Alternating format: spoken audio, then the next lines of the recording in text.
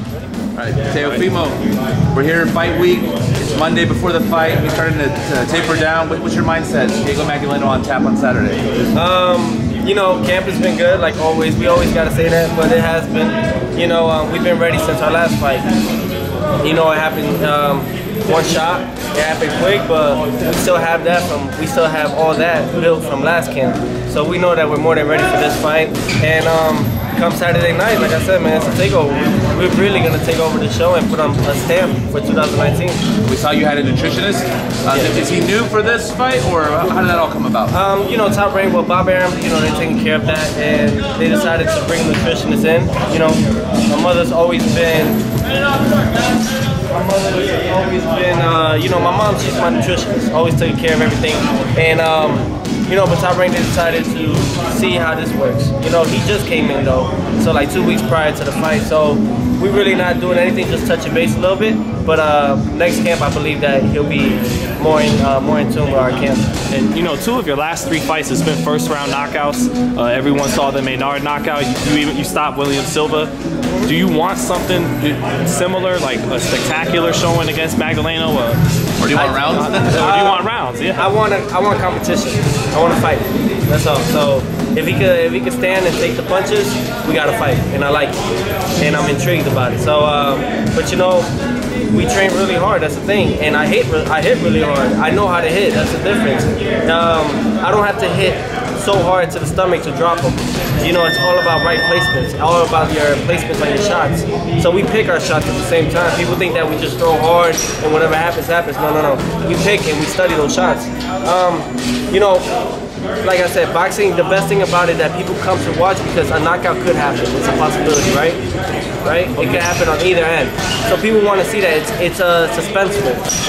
It brings entertainment right there just alone. So you never know what's gonna happen, especially for us fighters. You know, when it's all said and done, though, we're going to shine, and we're going to, by any means necessary, hurt the fighter that we're fighting. Because like you said, the knockout is one of the main reasons people are drawn to boxing. Absolutely. So people are drawn to boxing because of those things. But look at it, but a lot of them would complain.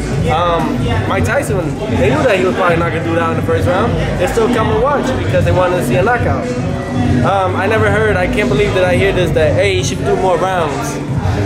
Like, what's going on with boxing nowadays is the fact that, do you want to see entertainment and knockouts, or you want to see those long rounds? As long as, you know, I think that's what happened is that I think they're used to seeing people go so many rounds or go the distance that they don't expect these first round knockouts and stuff like that. So I think now it's time that we change it and bring it back. And that's what we're doing. Whether it's first round, second round, third round, doesn't matter, but a knockout will come, and that's what we're looking forward to. And Diego Magdaleno, he's been a durable opponent for his career. Yeah. He's left-handed. Lomachenko's left-handed. Is that part of the reason why you wanted to fight him? Because I know you've been saying you want to fight Lomachenko. Yeah, I mean, look, absolutely. I think at the end of the day, it's like I want everybody to see all my attributes. I want to see everybody see what I'm capable of doing. You know, how do I look when I fight southpaws? How do I look when I fight orthodox, aggressive fighters, boxers? I want to show that the same way I did in the amateurs, but people need to see all those traits of Teofimo Lopez. So how do you do it? I asked for a southpaw. They haven't gave me one. A lot of fighters don't ask for southpaws. They want to say whatever they get and stay quiet. We don't choose these fights. We want bigger and better fights. But in order to get there, we had to knock down who's in front of us. So, of course, southpaw is related to Lomachenko, you know, and things like that. So you'll see what I'm capable of doing and what makes it look a lot easier fighting southpaws than I do with orthodox fighters. And that's what you see come Saturday night. Did you mention Magdaleno specifically, or you just wanted a southpaw? No, I just wanted a southpaw. And Top Rank, you know, we have the best matchmakers, Brad Goodman and Bruce Chaplin. So, you know, at the end of the day, they know what they're doing. So I trusted them, and they gave me Diego Magdaleno, a guy that has a lot of experience. He's a veteran, and he's a former world challenger. title challenger and stuff. So it's a great fight. You know, you talk about Bruce Goodman or Brad Goodman, and yeah, Brad. How he's probably the most respected matchmaker in the sport. But so, do you trust at some point when it's right, he will put you in there with Lomachenko before maybe someone else gets a shot at Lomachenko when the time's right? Or, you know, they're experts. They know what they're doing. I mean, they got their respect in the sport of boxing for a reason. So I'm not gonna, you know, worry about those things or talk down about it. But one thing is for sure, we're gonna make them make that fight happen. We're gonna make it happen. How? It starts by me. It starts what we do in that fight. And each and every opponent that we fight, we make it look so easy. That's what we train hard for. We don't worry about the fighter that we're fighting. We worry about how good we're gonna look come that night. And since you came back from your injury, and even prior, you've been really busy fighting like every couple months. And they're saying you're already gonna be back on the Terrence Crawford and Amir Khan fight, as long as you don't get injured or anything in this fight. Yeah, God willing, you know, as long as God gives me health and I'm okay. The same way I came in, I come out.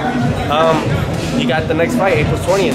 It's for sure a done deal, but it's not signed yet until we finish this fight. Right. So, is it hard to focus though when you already know that possibility is there, or? No. You know, this comes. I already figured I had a good idea that, why not? If it's gonna be maybe a possibility, it's gonna be on pay-per-view, then you gotta have somebody that's gonna bring in entertainment. Not just Amir Khan and Terrence Crawford, but Teofimo Lopez is up next. So that's what they have in mind. I already won ESPN. I already won Top Rank. Now it's time to keep winning the France. Well, because that's what, like, I know you're the fighter. You know, you got to worry about the fight in the ring, not so much outside of the ring stuff. But do you agree with people when they say, you know, looking at Top Rank side of things, it make a lot of sense to build Teofimo up and one day kind of feed Lomachenko, to not feed him, but put Lomachenko. Do you think they're setting you up? I'm not an opponent for Lomachenko. Right. You know, I'm not an opponent for Lomachenko. I'm his worst nightmare. Why? Because at the end of the day, he's on his way out. Don't care what anybody said, coming from his injury and everything, fighting Jose Pedraza. Pedraza is a tough opponent, don't get me wrong, right?